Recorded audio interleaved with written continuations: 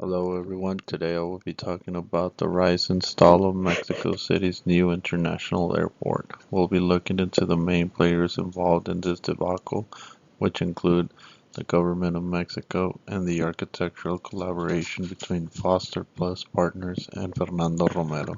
This complex situation unfolded between the years 2014 and 2019. In 2014, Fernando Romero and Norman Foster were asked to design a new terminal, valued at 13 billion and spanning half a million square meters with a light grid shell structure. The airport, accommodating 6 runways, was said to be the world's most sustainable airport. We will be talking about the events happening from 2014 to 2022. In 2014, the Texcoco Airport was awarded. In 2018, the Texcoco Airport was canceled. And in 2022, Santa Lucia Airport is announced as a substitution. The tale of two political parties. The new Mexico City International Airport was envisioned as one of the largest airport projects in Latin America. It was planned to replace the existing overburdened Mexico City International Airport. Enrique Peña Nieto said this airport would stimulate economic growth, significantly increase passenger and cargo capacity, and improve Mexico's international connectivity. In an article published by the Mexican government under the directive of President Andrés Manuel López Obrador, it was stated that the Texcoco Airport project should have never been approved or started. They described this decision as a serious mistake for the following reasons: negative social, urban, and environmental impact, among many other political reasons of corruption and financial concerns. The project faced significant budget overruns. Initially projected at approximately 13 billion, costs escalated due to unforeseen ground conditions and complex engineering demands. Additionally, there were concerns about transparency and contract management, notably non-transparent awarding of contracts coupled with allegations of favoritism and political influence allocations. Financial sustainability of the airport also came into question. Doubts were raised about its ability to generate sufficient revenue to cover the rising costs, thus imposing a financial burden on public finances. The funding strategy relied heavily on issuing bonds, escalating concerns about government capacity for debt servicing. This financial strain also raised fears about potential negative impacts on another public spending areas. This situation underscores the challenges of managing large-scale infrastructure projects, particularly the importance of maintaining transparency, financial prudence, and effective stakeholder communication to ensure sustainable public investments.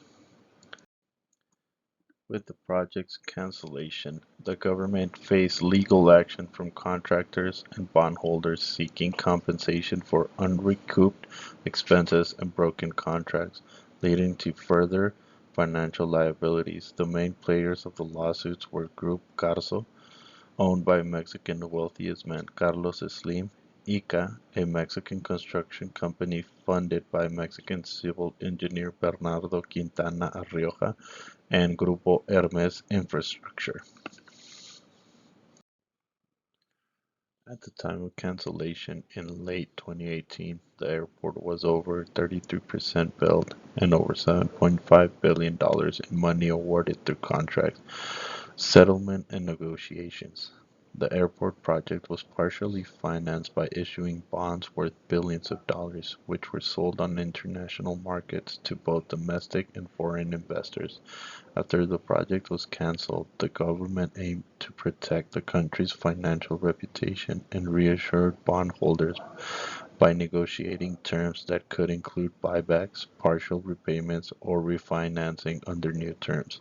Ultimately, the government successfully implemented a bond buyback plan, repurchasing a significant portion of the bonds to alleviate investors' concerns and stabilize market reaction. Numerous contractors were engaged in various construction and design tasks when the project was abruptly halted.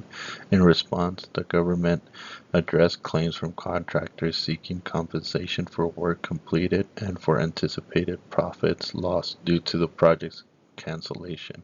Settlements typically involve direct negotiations to determine fair compensation for expenses incurred by contractors, including the cost of materials already purchased, labor performed, and other direct costs. The complexity of determining compensation amounts was heightened by factors such as project future earnings, penalties for early contract termination, and the direct costs already absorbed by contractors. Obrador's failed substitution. The shift from Texcoco International Airport project to building the Felipe Angeles Airport at Santa Lucia has ignited considerable controversy. Managed by the new federal government and Sedena, the Felipe Angeles Airport has fallen short of meeting its operational objectives, costing Mexican taxpayers about 4 million pesos daily, including government subsidies. Originally estimated at 80 billion pesos, the project expenses have climbed to 111 billion pesos, and it remains unfinished. Furthermore, the cancellation of the Texcoco project is expected to burden taxpayers with costs amounting up to 351 billion pesos over the next 30 years. So what's next? The details of many individual settlements have not been made public, which is typical in cases with significant financial and political stakes. However, it is evident that the Mexican government actively engaged in strategic negotiations to mitigate the financial impact of the project's cancellation. These negotiations were crucial in managing the financial, legal, and political challenges arising from the project's termination, aiming to protect the nation's economic stability, and contain costs. Recently, candidate Xochitl Gálvez has stated that if elected president, she might reconsider resuming the construction of the Texcoco airport. This decision would depend on the findings from a comprehensive evaluation conducted by a commission of technical and financial experts who would be tasked with investigating and conducting the necessary studies to ensure the project's viability.